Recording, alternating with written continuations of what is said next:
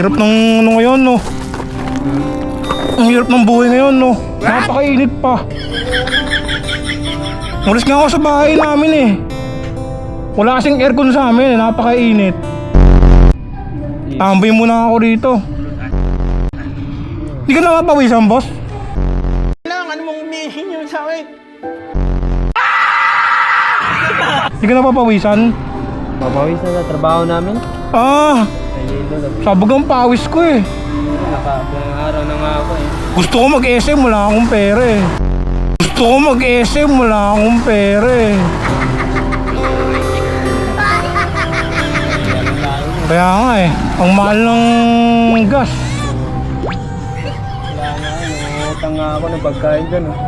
Oo, mungutang ako, pautang din ako. Pautang nga din ako, boss, 10, pambili lang ako ng soft drinks.